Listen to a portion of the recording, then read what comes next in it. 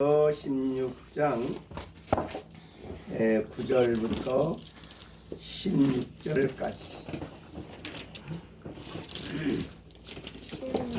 16장 9절부터 16절입니다. 제가 한 절 읽고 여러분들이 한 절 읽고 교독하겠습니다.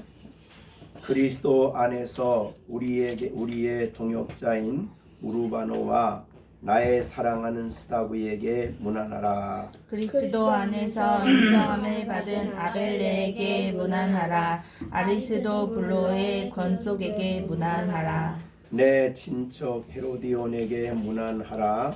나기수의 가족 중 주 안에 있는 자들에게 문안하라. 주 안에서 수고한 두루베나와 두루보사에게 문안하라. 주 안에서 많이 수고하고 사랑하는 버시에게 문안하라.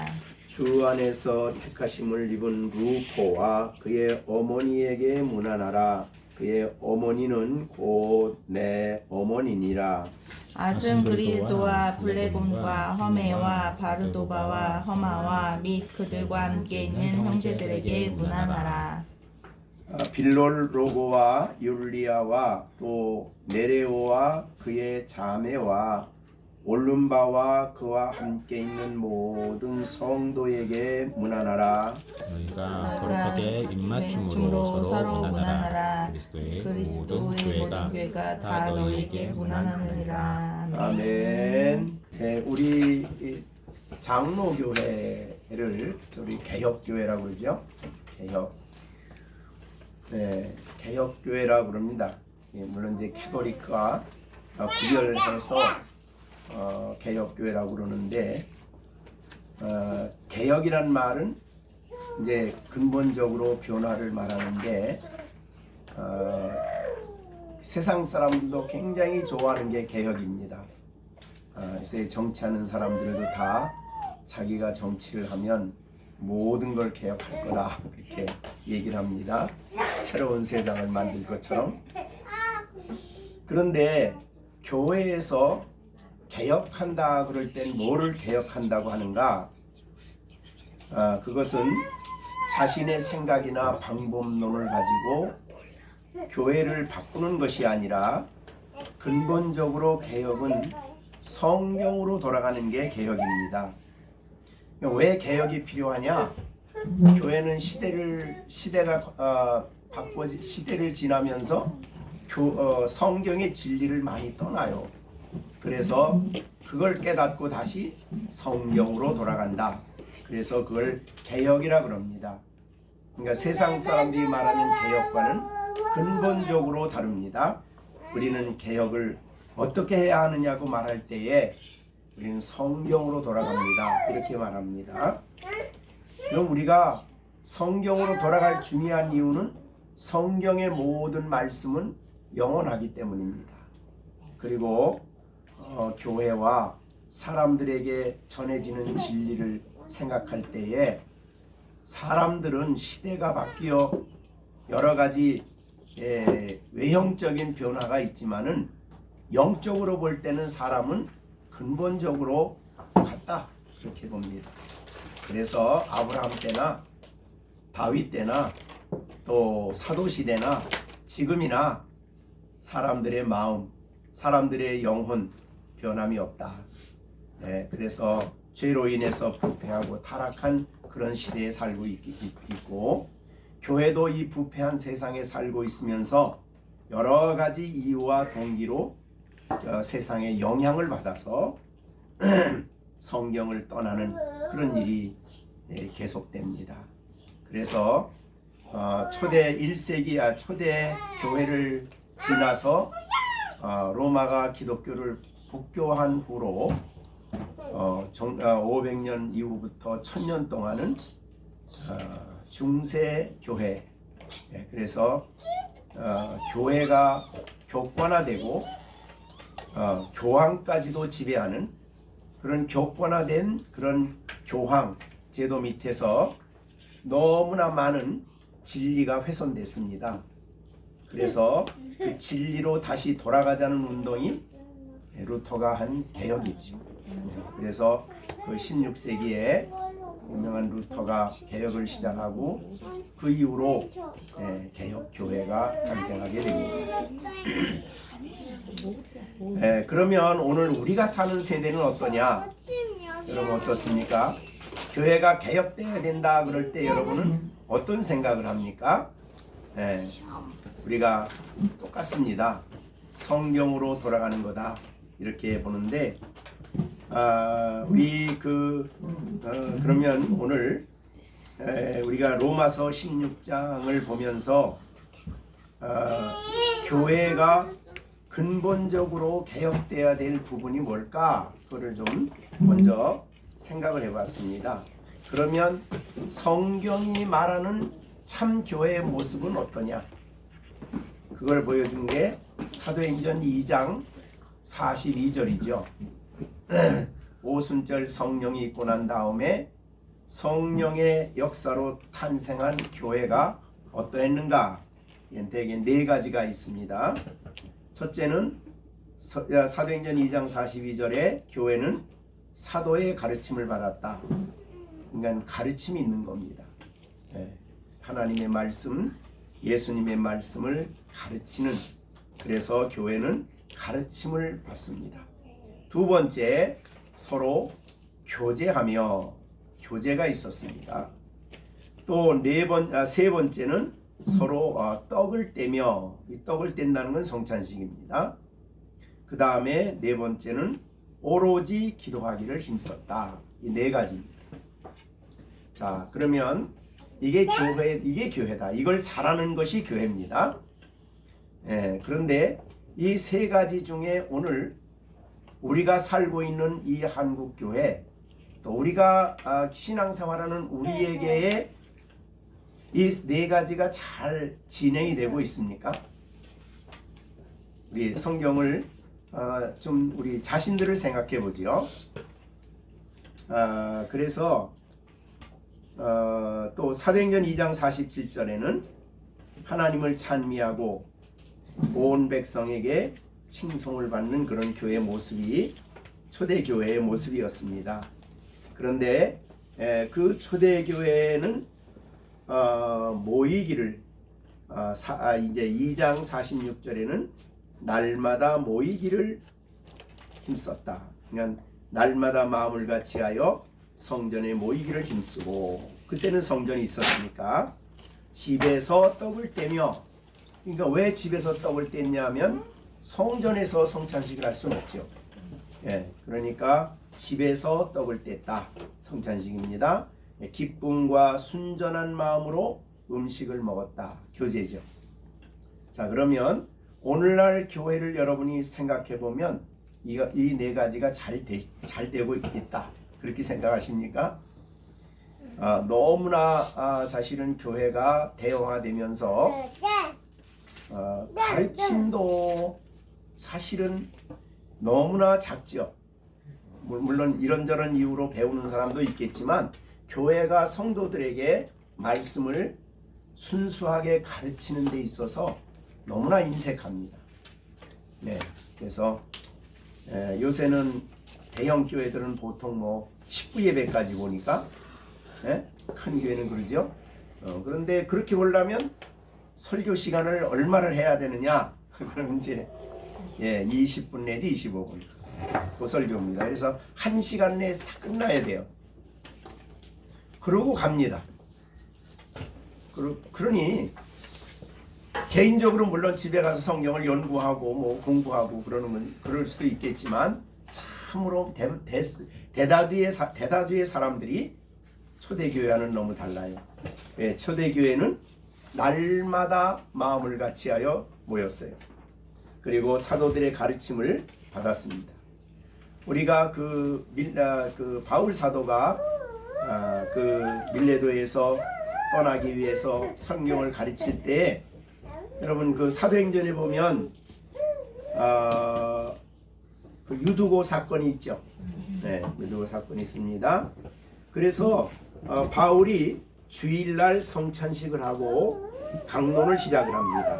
이게 이제 사도행전 20장 7절인데, 그 주간의 첫째 날 우리가 떡을 떼, 이거 주일이죠.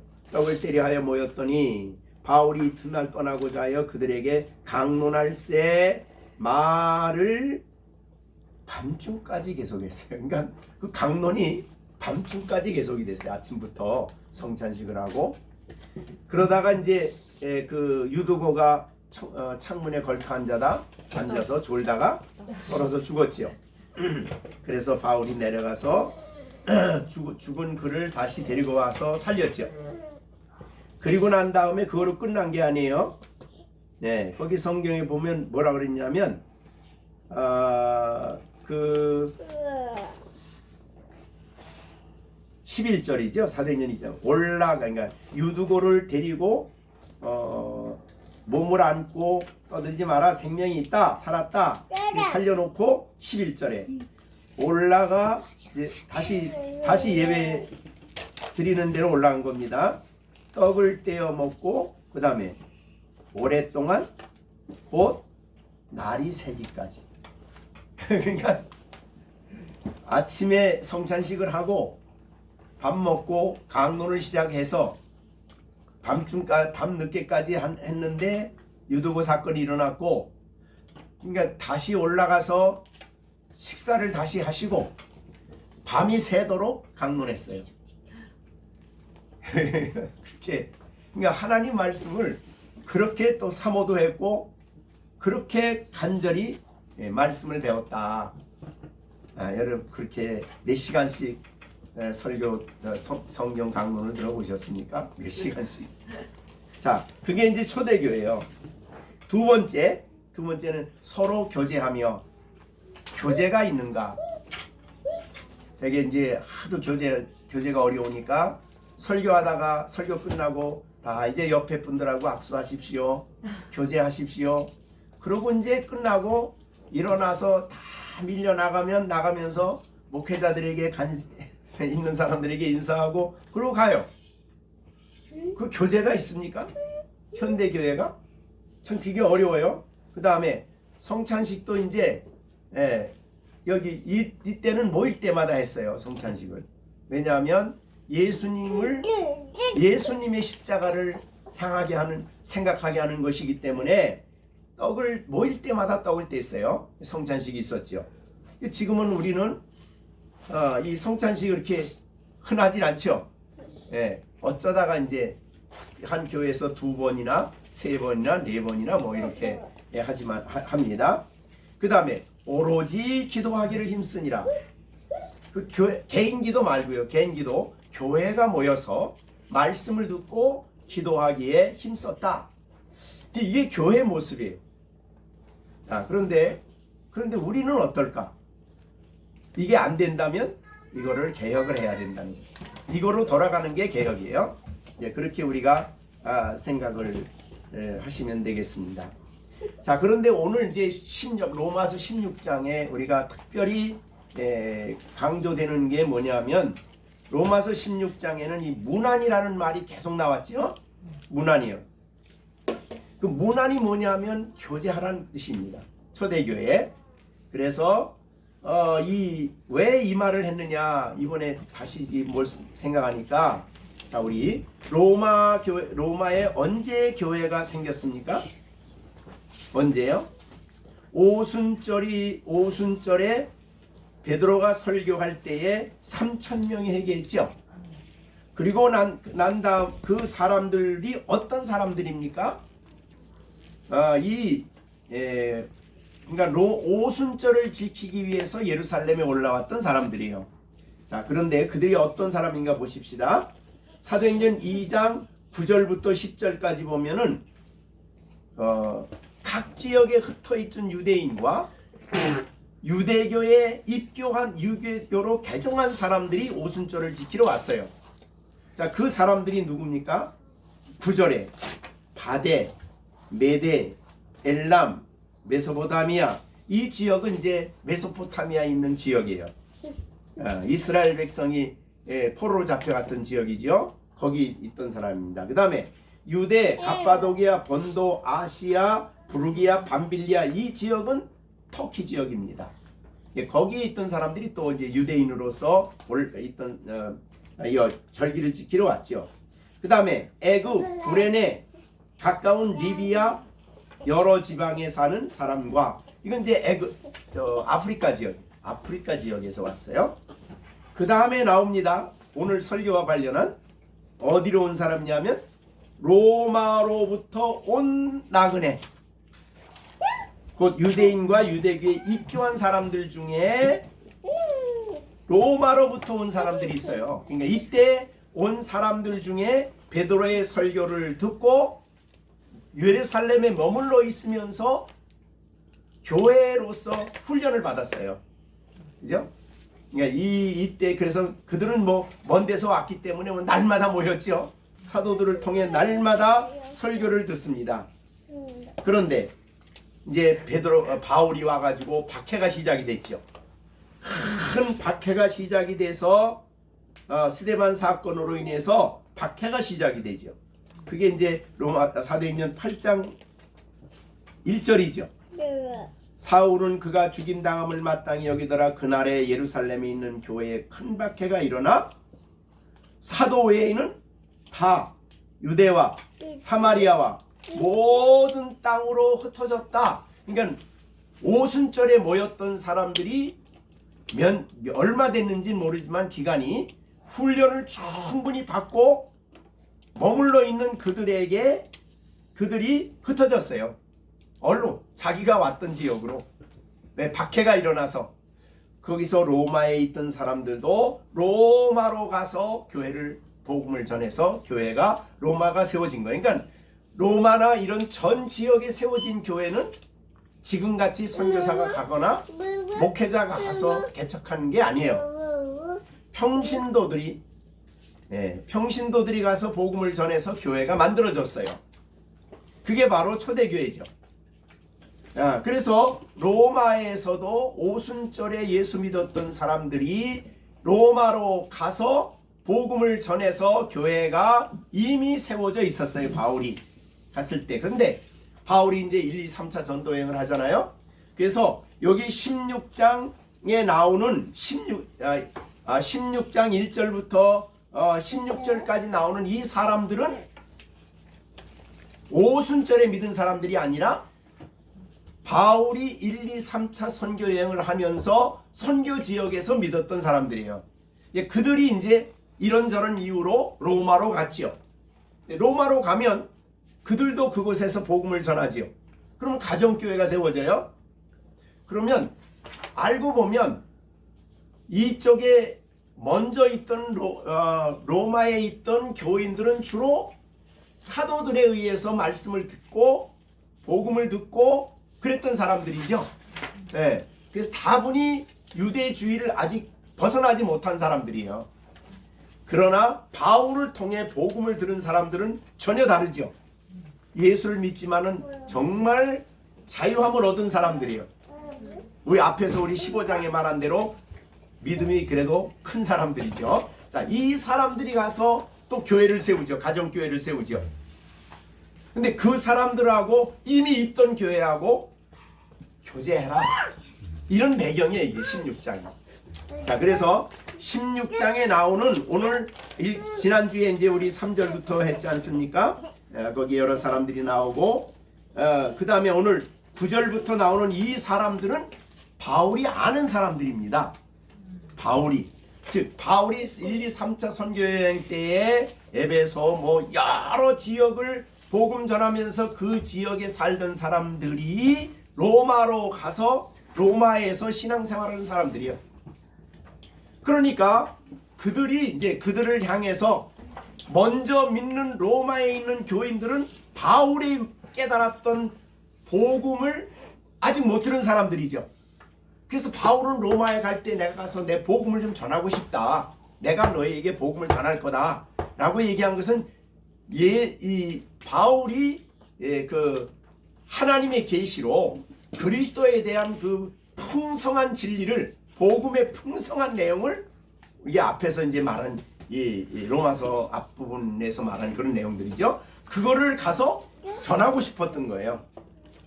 그죠? 그래서 바울은 이미 믿는 그들이지만 이미 오순절의 사도들을 통해 말씀을 들었지만 아직도 그들은 부족해요. 말씀을 가진 게. 그래서 그들에게 가서 복음을 전하기 위해서 로마에 가기를 원했던 거예요. 자, 그러면 그래서 가기 전에 이 바울이 말한 여기 오늘 말한 이 3절부터 나오는 이 16절까지 내용은 로마에 가 있는 바울의 전도를 들어서 회심했던 사람들이에요. 좀 아시겠습니까? 배경을. 그래서 사도들을 통해 오순절에 믿었던 사람들은요, 아직까지도 유대주의적인 그것을 벗어나지 못한 사람들이 있어요. 그러니까 아직도 복음을 완전히 이해하지 못한 사람들이죠. 그래서 그들하고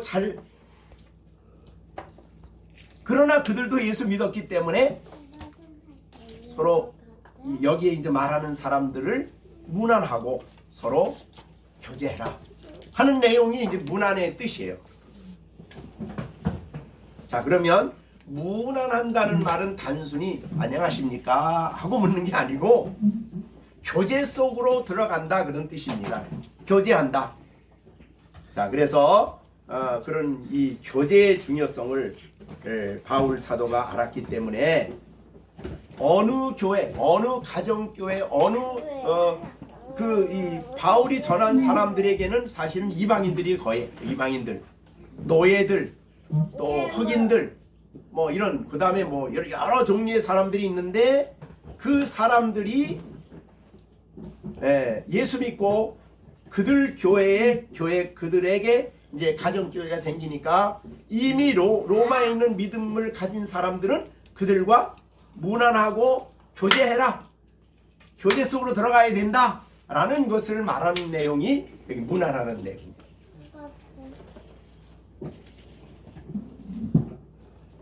자, 이제 그런 배경을 좀 이제 보시고요.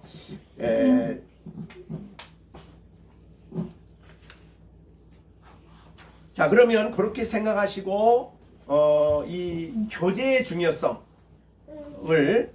강조한 것이 오늘 문안의 의미다.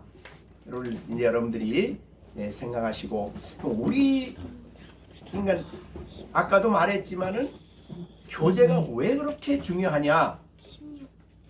너무너무 중요해요. 왜 그렇게가 아니라, 자, 우리가 여러분이 신경을 고백할 때도 그걸 하죠. 그죠? 사도신경을 고백할 때 교제에 대해서 어떤 고백을 해요? 네? 성도들이 서로 거룩한 공예와 성도가 서로 교통하는 거예요. 신앙 고백에도 누웠어요. 얼마나 중요하면, 그래서 여러분이 웨스트민스터 신앙 고백서 할 때 거기 교제한 파트가 나옵니까? 네? 소요리 문답에 아직 안 나왔어요? 주기도문 조금 더 있어야 돼. 끝내 걸로. 근데 그 웨스트민스터 신앙 고백서에도 사실은 소요리 문답 말고 그 신앙 고백서예요. 고백서에 보면은 요리 문답 그 교제에 대한 파트가 굉장히 많아요. 교제. 어떤 것이 교제냐? 성도의 교제에 대한 이야기가 많이 나오고 있습니다. 자, 우리 성도의 교제에 대해서 가장 영적으로 잘 보여준 것 중에 하나가 에베소서입니다. 에베소서 한번 보시죠. 성도의 교제입니다. 에베소서 3장 4장입니다. 4장. 자, 이 교제가 얼마나 중요하냐, 혹은 교제에 어떤 것이 포함이 되느냐라는 말을 할 때에 에베소서 4장 14절, 15절, 16절입니다. 우선 15절 봅니다. 우리 같이 15절, 16절 읽어봅니다. 오직 사랑 안에서 참된 것을 하여 범사에 그에게까지 자랄지니 그는 머리니 곧 그리스도라. 그에게서 온 몸이 각 마디를 통하여 도움을 받음으로 여기 교제가 있어요. 자, 그러니까 교회는 그리스도로부터 도움을 받는데 그리스도가 어떻게 돕느냐? 온 몸이 각 마디를 통해서 머리로부터 도움을 받아요. 연결되어 있어야죠. 그러니까 예수님이 직접 도우시는 것도 있지만 예수님이 우리를 도울 때에 다른 지체를 통해서 나를 돕는다 이 말이죠. 그게 이제 각 마디를 통하여 도움을 받음으로 그 다음에 연결되고 연합되어 각 지체의 분량대로 역사한다. 이게 이제 교제의 결과예요. 자, 그러면 교회 안에서 연결, 결합, 이 교제의 결과거든요. 교제는 연결되고 결합이 돼요. 그래서 교회의 각 분량만큼 역사를 하면, 그러니까 우리 몸에 비유했죠. 그래서 우리 몸의 모든 사람들이 다 역할을 하는 겁니다. 교제가 있어야.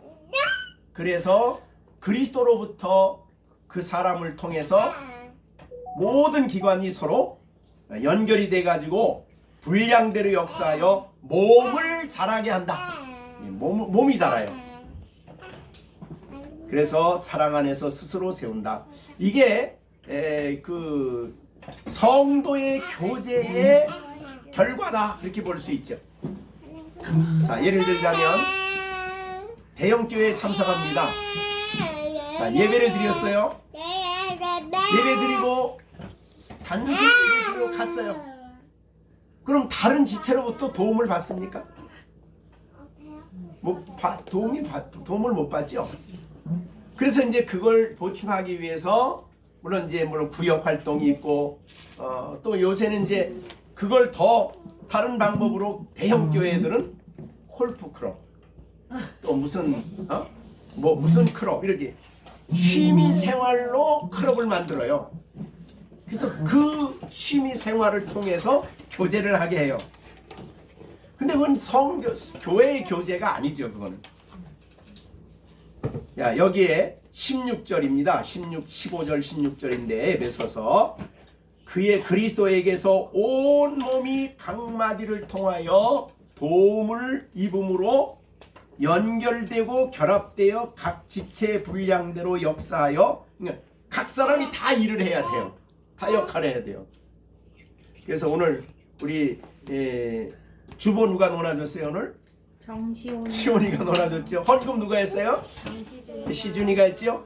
그러니까 그 한 사람 한 사람이 자기 역할을 감당하는 것이 바로 교제예요. 그래서 그걸 통해서 교회가 서로 주님의 도움을 받아가지고 몸을 세우는 거예요. 몸을 전체가 세워져요. 이것이 교제의 결과입니다. 그러니까 그냥 교제는 단순히 그냥 서로 안다, 인사한다, 뭐 그런 정도가 아니에요. 자, 그렇게 보시고 우리가 그래서 이런 진정한 초대교회의 교회가 현실적으로 가능했던 이유는 아까 우리가 이제 말씀한 초대교회는 뭐 대형교회 제가 부인하는 게 아니라 가정교회였다는 거예요. 가정에서 모였다. 자, 여기에 오늘에도 가정교회가 몇 개 나옵니다. 자, 4절입니다. 14절. 아순 그리도와 블레곤 험에 바드로바 로마서입니다. 16장 14절. 허마와 및 그들과 함께 있는 형제. 이게 가정교회죠. 근데 로마의 그 주택 구조상 지난번에 제일 많이 모이면 한 30명, 좀 적게 모이면 25명, 10명 그 사이였어요. 가정교회가 모일 수 있는, 그것도 어느 정도 그 기준이 있는 집이에요. 어느 정도 그래도 살 수 있는 집이에요. 어려운 사람 집은 그렇지 못하고, 네, 그래서 성도들이 모일 수 있는 집이라 그러면 대개 10명부터 25명 사이, 네, 그런 정도로 모였습니다. 그래서 가정교회. 자, 그 다음에 15절. 빌롤로고와 율리아와 및 네레오와 그의 자매 을름바와 그와 함께 있는 모든 성도. 이것도 가정교회예요. 네, 몇 사람 됩니까? 15절. 빌롤로고, 율리아, 네레오, 그의 자매 을름바, 예, 그들과 함께 있으니까 네, 나머지 사람들이겠죠. 예, 그런 정도가 가정교회입니다. 예, 그래서 이들은 정말 같이 알아요. 전부 다 알아, 서로. 그래서 영적인 문제에 도전을 줘요, 서로. 취미 생활을 같이 하는 게 아니라 하나님을 아는 일, 또 성경을 서로 나누고 진리를 나누고 영적 생활에 어려움이 있을 때 같이 기도 요청을 하고, 그래서 어떻게 하면 복음과 하나님 나라를 위해서 바르게 살아갈 수 있을까를 진지하게 이야기해도, 야, 저 사람 앞에 내가 무시당했네, 왜 저 사람 잘난 척하지? 이런 의식이 안 들어가. 영적인 가족이기 때문에 한 아버지를 모시고 하나님으로부터 주어진 영적 생명을 같이 공유한 사람들이에요. 그렇기 때문에 세상 모임과는 전혀 다릅니다. 세상 모임도 취미 모임이 있고 뭐 여러 가지 모임들이 있어요. 그러나 그런 모임과는 다른 모임이죠. 이 교제는 생명이 있고 하나님이 계시고, 그래서 그 교제 속으로 들어가라, 그 교제를 하라는 권면이 여기에 문안하라는 뜻입니다. 그냥 인사 정도 하라는 뜻이 아닙니다. 그래서 이 성도의 교제에 대한 실제적인 모습을 또 보여준 것이 요한일서예요. 요한일서 3장 한번 보겠습니다. 1장 1절 보겠습니다. 요한일서 1장.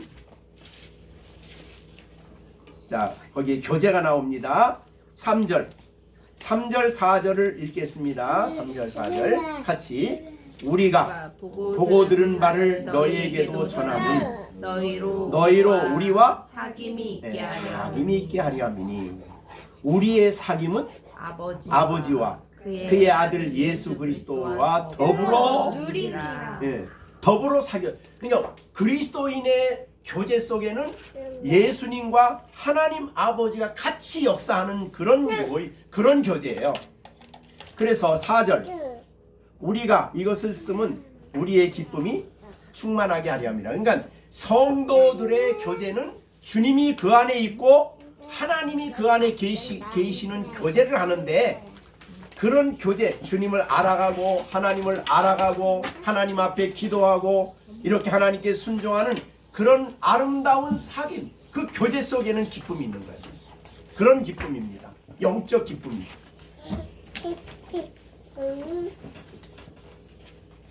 자, 이런 사귐을 갖기를 지금 바울 사도가 로마에 있는 성도들에게 권면하는 거예요.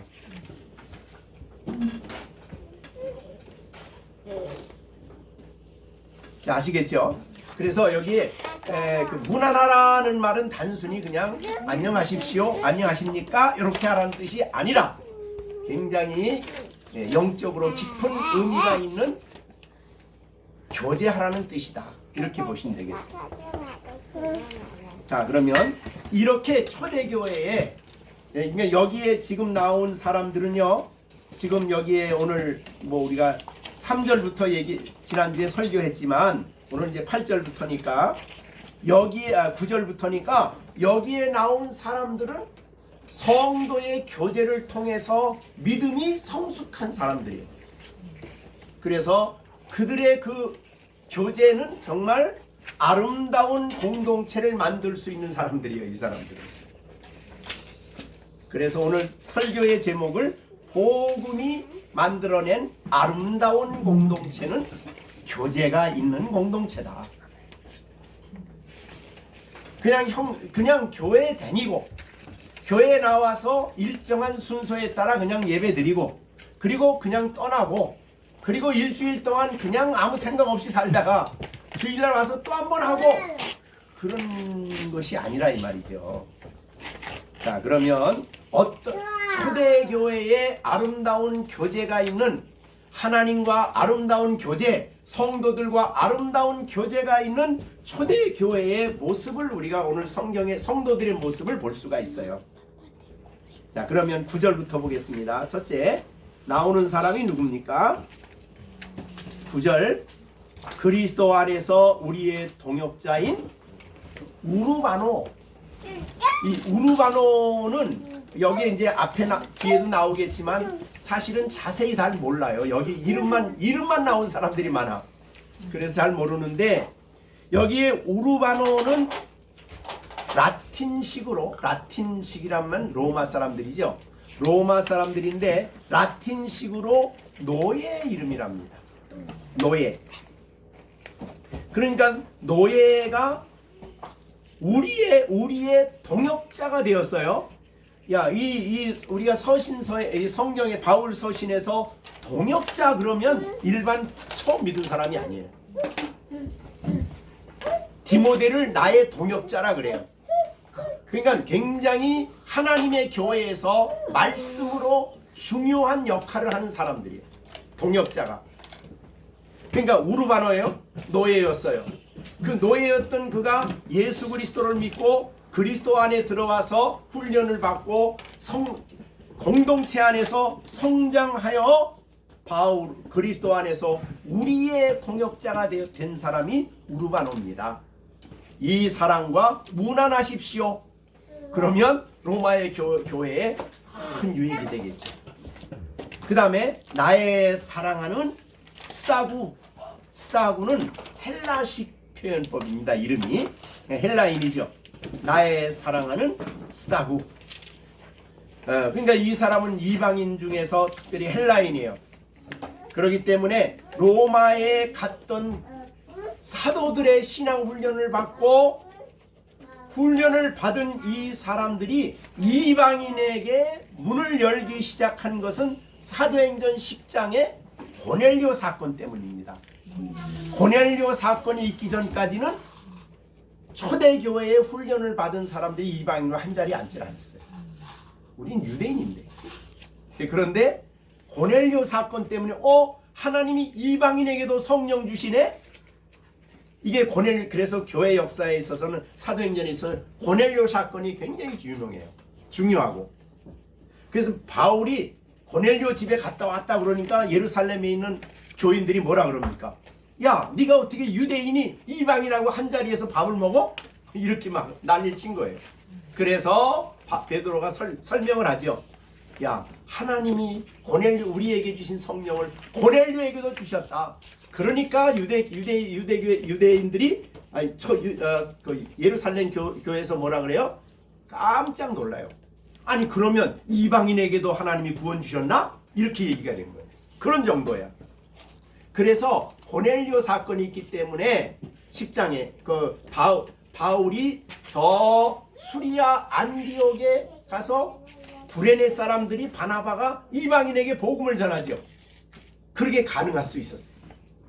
고넬료 사건 때문에 이방인에게 문이 활짝 열리게 된 거죠.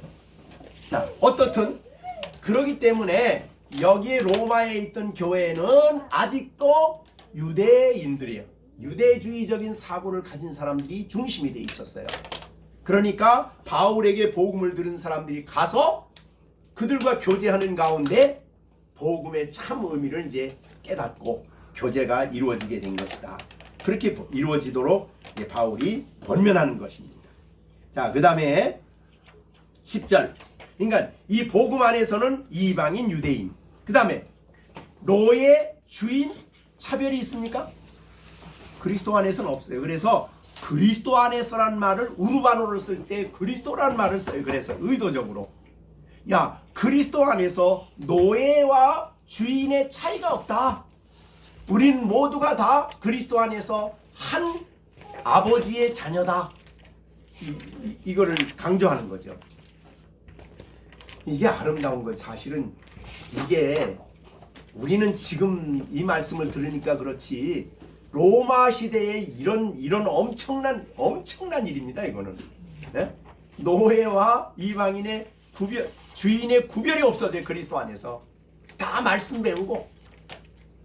자, 그 다음에요 10절 그리스도 안에서 인정함을 받은 아벨레에게 문안하라.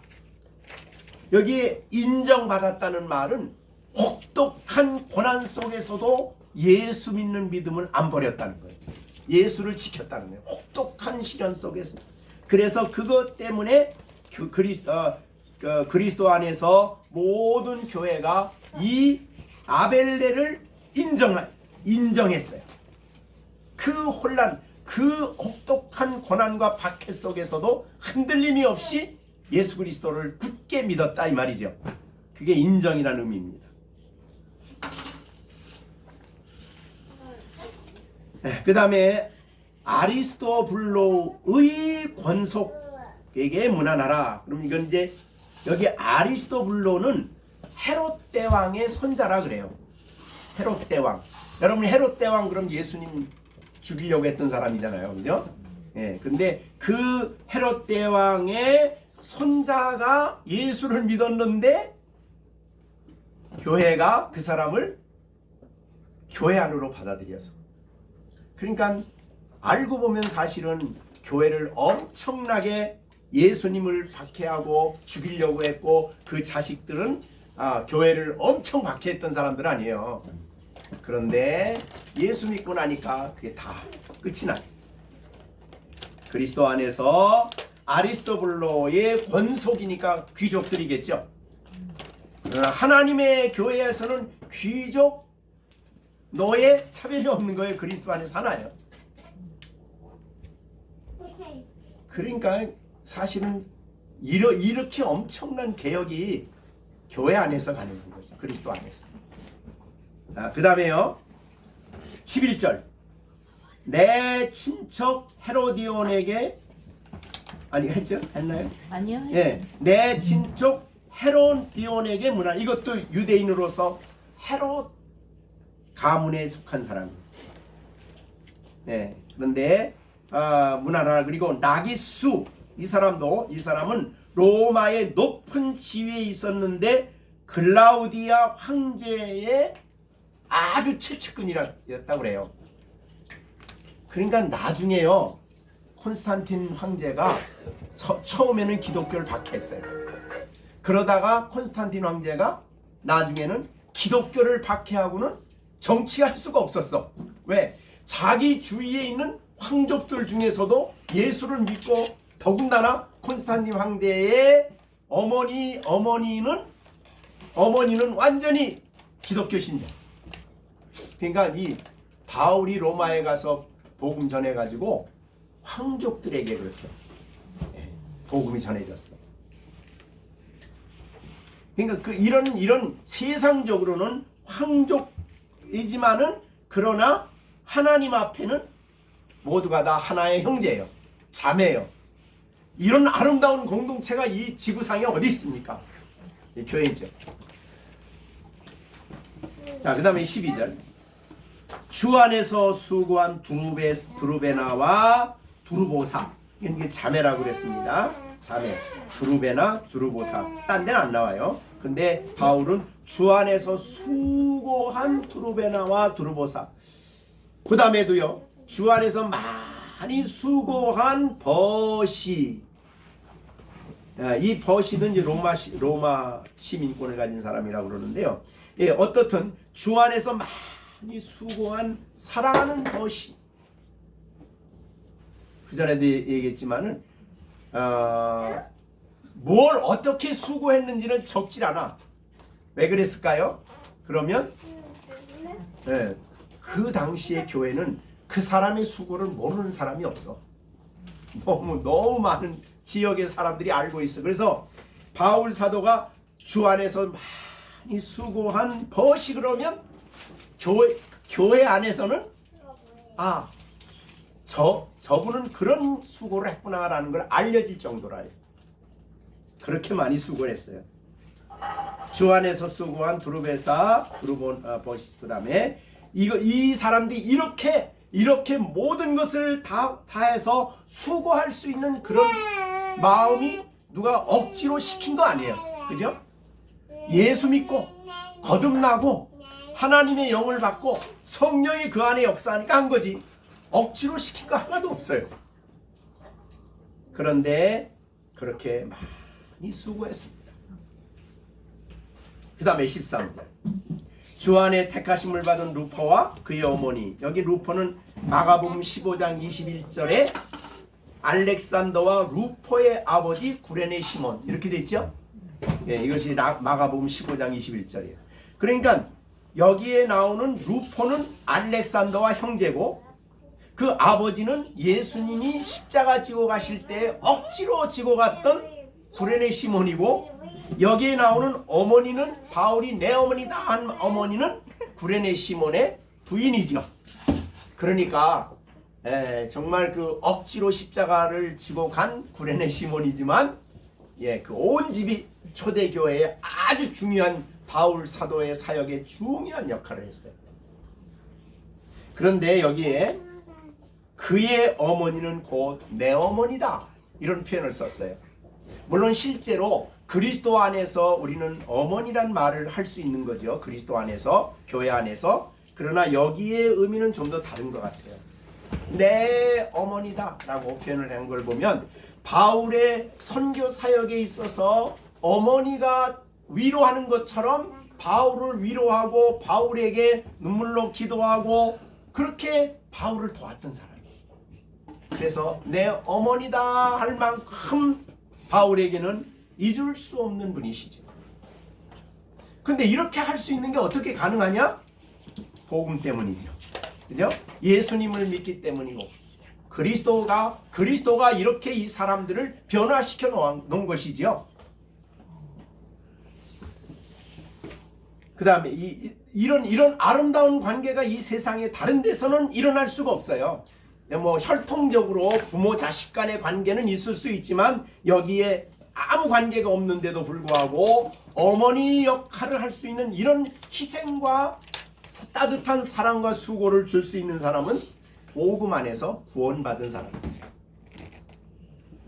오늘날로 말하면 우리 허예선 집사는 시령이에게 어머니니까 어머니 역할을 하지만 예수 안에서는 시온이에게 어머니 역할을 하는 거죠. 그런 식이죠. 예? 그렇게 이것이 교회 안에서 가능하다 이 말이죠. 교회 복음 안에서 가능하고 가장 아름다운 관계예요. 그래서 우리 열린생교회 어린아이가 아프면 다 같이 아파하는 거예요. 다 힘들어하는 거예요. 같이 기도하는 거예요. 남 일이 아니에요. 그런 관계지요. 그런 관계. 그러니까 혈통적으로 느낄 수 있는 것과는 다른 영적으로 느껴지는 이런 모습이죠. 그래서 주 안에서 택하심을 받은 루포와 그의 어머니에게 문안하라. 그의 어머니는 곧 내 어머니라. 그리고 여기에 로마에 가 있는 사람들은 물론 이제 다른 데서 바울과 그런 관계에 있다가 어떤 이유에서든지 어떻든 로마에 가서 그곳에서 또 복음을 전하고 머물러 있는 사람들이에요. 그 다음에 14절. 아순그리도와 블레곤, 호메와 바드로바, 허마 및 그들과 함께 있는 형제들. 그러니까 이거는 이 이름은 여기밖에 안 나오니까 다른 내용을 알 수는 없어요. 근데 하나님은 다 아시겠죠. 하나님은 다 아셔요. 근데 여기에 이름만 적어놓고 그 다음에 그들과 함께 있는 형제들은 이거는 가정교회입니다. 그래서 그 로이드 존스 목사님이 이 사도행전을 해석하면서 그분이 웨스트민스터 그 교회에서 설교할 때 그 교인이 한 3,000명 정도 됐다 그래요. 교인이. 그런데 그분이 그 사도행전을 강의한 내용을 보니까 이 교제 문제가 나오더라고요. 그래서 초대교회로 돌아가야 된다. 근데 3,000명 교회 목회하시는 목사님이 강단에서 설교하면서 초대교회로 돌아가는 것이 개혁이다. 교제가 회복돼야 개혁이다. 이렇게 얘기를 좀 대단하더라고요. 많은 교회가 교회 큰 교회 이게 아니라 가정교회로 돌아가야 된다. 그래서 진정한 교제가 이루어져야 그 교회가 개혁되는 것이다. 이런 얘기를 했어요.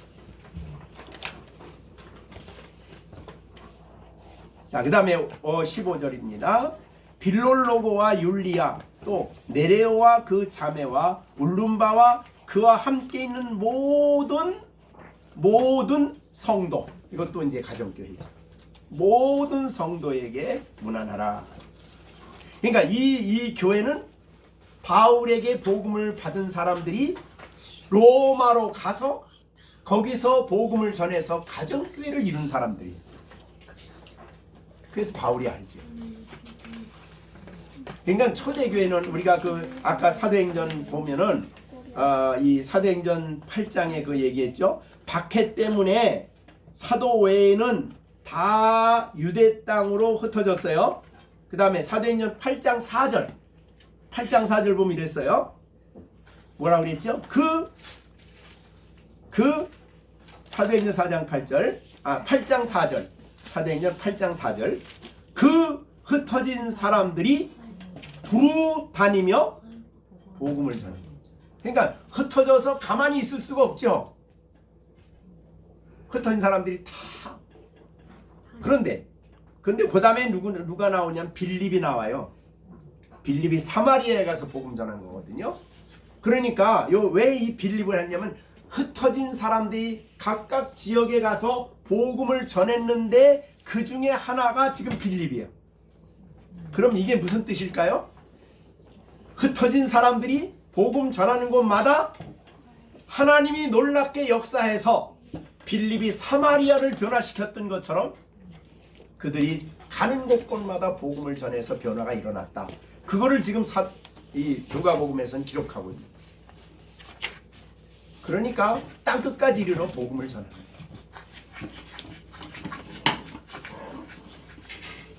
자, 그래서 그들은 가는 곳곳마다 가서 건물을 사지 않고, 건물 진 거 없어요. 네, 그러니까 교회가 건물 얘기를 시작할 때는 4세기 때부터예요. 우리가 흔히 말한 콘스탄틴 황제가 기독교를 공인했는데 그 어머니, 그러니까 황태우죠. 그 어머니가 독실한 교인이었어요. 안나라는 분인가 그래요. 근데 그분이 하나님께 나는 뭘 바칠까 하다가 성전을 지어서 바친 거예요. 그때부터 성전이 시작이 됐어요. 그래가지고 성전이, 캐톨릭에서는 그래서 그걸 성전이라고 그러고 하나님께 바친다 그러죠. 그걸 교회라 그래요. 근데 기독교는 성경 본문은 그 사건이 4세기 있기 전에 초대교회의 사도들의 제자는 속사들의 제자가 이제 그 교부들인데 이 4세기 이전까지는 어디도 교회라고 말할 때 건물이 없어요. 건물이라고 말한 적 없어요. 그것도 사실은 성경적으로 돌아가야 돼요. 그래서 우리 한국 교회도 맨 처음에 예배를 믿는 사람들이 많아지니까 예배를 드리는 처소가 있어야 되니까 예배 드리는 처소를 만든 게 시작한 것이 초대교회는. 그래서 한국교회도 교회란 말을 안 썼어요. 교회 건물은 뭐라고 했냐면 예배당 그랬지 교회란 말을 안 썼어요. 근데 지금은 다 건물 앞에 교회 이렇게 해놓으니까 사람들이 교회 가자 그러면 언제나 건물을 생각해요. 그러나 우리가 교회 가자 그 말은 믿는 성도들이 모이고 하나님이 인지하는 그곳에 가자 이런 생각을 해야 된다는 거죠. 교회 가자 그럴 때는 성도들이 있는 곳이 교회예요. 거듭난 성도들이 모여서 교제하고 하나님 말씀 듣고 성찬식을 하고 거기가 바로 교회예요. 그러니까 건물 이렇게도 우연히 멋있는 데 가서 뭐 찬양대도 있고 그런 데 가서 예배를 드리고 와야 예배 드린 것 같아 그렇게 느껴져. 사실은 그게 옳지 않아요. 몇이 모였든지 진정으로 하나님을 향해서 예배하고 이 자리에 하나님의 임재하심을 믿고 그리고 같이 기도하고 하나님의 말씀을 듣고 교제하고 이것이 바로 교회의 본질이라 이 말이죠. 자, 그래서 가정교회를 두 개 소개합니다. 그 다음에 16절 같이 읽겠습니다. 너희가 거룩하게 입맞춤으로 서로 그러니까 입맞춤이 들어가니까 혹시라도 오해할까 봐서 거룩이라는 말을 썼어요. 이거는 세속적인 입맞춤이 아니에요. 거룩하게. 그래서 아주 가까이 서로 함께 문안한 교제하는 것이에요. 그리고 그리스도의 모든 교회가 다 로마에 있는 교회에게 문안한다. 이렇게 이제 전체적으로 바울 사도가 선교한 지역에 이렇게 얘기를 하고 있는 겁니다. 그러니까 모든 교회는 바울이 가는 곳곳마다 로마 교회에 대한 이야기를 했고 로마 교회를 위해서 비록 가진 않았지만 교회들이 기도하고 그 교회를 위해서 영적으로 교제를 가졌습니다. 몸은 떠나 있지만 우리 마음은 늘 당신들과 함께 있습니다. 이런 내용을 한 것이죠. 자, 이것이 초대 교회의 모습이었다. 그러니까 교회는 지역교회에 대한 생각이 강하기보다는 보편교회에 대한 생각이 강했어요. 그 보편교회는 예수님이 머리가 되시고 나머지 교회는 다 그리스도에게 연합된 교회죠. 그래서 이 예수 믿는 사람 그러면 우리가 이제 아브라함 장막교회도 우리 교회 안 나오는 사람이 애들이 왔었잖아요. 그래서 한 자리에서 같이 말씀을 배웠어요. 그러니까 이 하나님의 같은 주님의 은혜로 말미암아 구원받고 생명을 얻고 교제하는 그리고 하나님의 은혜로 말미암아 새 생명을 얻은 성도는 처음 봐도 믿는 성도들을 볼 때 어색하지 않아. 반가워. 교회 다니십니까? 아유 반갑습니다. 네, 영적으로 하나님의 생명을 소유했기 때문에 그래요. 그래서 우리가 우리나라의 그 한참 세계 유산으로도 등록된 게 있는데 북한 사람들과 오래 헤어졌다가 그 만나는 그거죠. 이산가족. 그 유엔에 그게 등록이 됐대요. 그 이산가족 사건이. 그 사람들은 몇십 년 만에 만나는 거 아니에요? 처음. 엄마, 아빠, 오빠 이럴 때 몇십 년 만에 만났는데도 그냥 끌어안고 울고 왜? 같은 피다, 같은 혈통이라 이 말이죠. 근데 우리 믿는 사람들은 그런 혈통이 아니라 예수님의 피를 나눈 형제지요. 그래서 성찬식이 중요한 이유는 피를 나눈 형제임을 다시 확인하는 거예요. 그러니까 우리는 그 피가 영적으로 그리스도의 피로 하나 됐고 하나님의 영으로 하나 됐기 때문에 세상 사람들이 안 믿는 사람과 만나는 교감이 달라. 생명이 있기 때문에 서로 달라. 만나도 반가워. 그게 바로 예수 믿은 성도의 모습이라 이 말이죠. 자, 그러면 오늘 예수 믿는다는 것은 단순히 구원만 받는 게 아니라 얼마나 그 사람을 바꿔놓는가를 아름다운 모습으로 바꿔놓아요. 그래서 그 귀족이라 그래도 노예가 예수 믿고 들어왔을 때 형제로 받아들이고 같이 교제해요. 노예가 와도. 어떤 귀족의 신분, 황족의 신분이라고 하더라도 노예가 왔을 때 반가워요. 그런 아름다운 관계가 세상에 어디 다른 데서는 있을 수가 없는 거죠. 복음 안에서 가능한 거죠. 이 흑인이 왔을 때 유대인들이 당시에 서양 사람들은 흑인하고 다르게 이 생각을 하죠. 그런데 복음 안에서는 전혀 아니에요. 그게 아름다운 관계죠.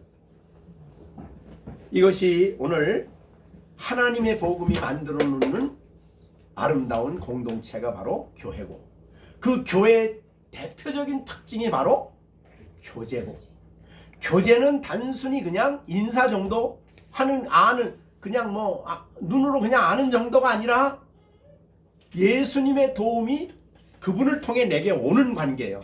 그래서 연결되고 결합되어지고 한 몸이고 한 아버지의 혈통이기 때문에 전혀 본질적으로 다른 관계 속에 있는 게 바로 그리스도인의 교제예요. 엄청난 변화죠. 그런데 어떻게 예수 믿으면서 한 교회 안에서 서로 싸우냐? 네? 서로 싸우고 싸우는 교회들 보잖아요. 네? 저 천호동에 있는 뭐 내가 거기는 아래층에서는 그전 목사님 전 목사님 교인들이 모이고 위층에서는 새로운 목사님 교인 모이고 막 이래가지고 막 얼굴 쳐다도 안 보고 막 보지도 않고 막 뭐 이런 상황이 벌어지는 거는 이건 교회의 진정한 하나의 그냥 종교단체지 교회의 모습이 아니죠. 네, 한국 교회는 그런 면에서 너무 복음적으로 성도들을 가르치지 받아들이지 않고 이런 하나의 종교단체 싸우는 다투는 일이 있다. 자, 그러면 오늘 이 말씀을 보면서 간단히 결론적으로 정리를 하겠습니다. 무엇이 그렇게 아름다우냐? 그리스도 안에서는 차별이 없다. 다 하나님 한 아버지를 부르는 사람들이 한 아버지. 하나님이 아버지고 그 아버지로 말미암아 생명을 받은 사람들이 모인 곳이 교회. 그리스도의 피를 나눈 교회예요. 그렇기 때문에 나눔이 없어요. 헬라인과 유대인의 나눔이 없어요. 어떤 나눔을 갖는 것은 서로 나누는 것은 사단이 하는 일이에요. 서로. 그리스도 안에서는 하나 되는 아름다움이 있다. 두 번째, 그리스도 안에서는 이렇게 제도적으로 하나가 되는 게 아니다. 제도적으로. 그러니까 이 초대교회에서는 그래서 예루살렘에 모인 사람들이 각 지역에서 왔으니까 오래 말씀을 받으며 은혜를 받으니까 먹을 게 떨어졌어. 돈 가져온 돈이. 그러니까 예루살렘에 있는 사람들이 밭을 팔아가지고 서로 나누어줬어. 그랬더니 칼 막스가 그걸 보고 공산사회를 만들면 행복하겠다 그렇게 한 거 아니에요. 칼 막스 거기서 영감을 받아가지고. 근데 그걸 제도적으로 공산사회를 만드는 거는 성경이 아니에요. 성경은 하나님의 거룩한 성령의 감동을 받은 사람들이 기쁨으로 만드는 것이 그리스도인의 공동체죠. 그러니까 성령, 또 다른 말로 하나님의 임재가 있는 곳이 바로 아름다운 교회 공동체예요. 그래서 하나님의 임재가 있어 우리 가운데. 아까 요한일서에도 너희 교제 속에는 하나님이 있고 그리스도가 있다. 이것이 교회를 기쁘게 하는 것이고 이것이 교제를 아름답게 하는 것이다. 네. 이것이 이제 두 번째 아름다움입니다.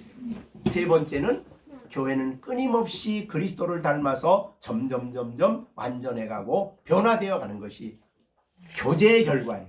교제의 결과가 있어. 그게 바로 예수를 닮아가게 되는 그런 교회 공동체다.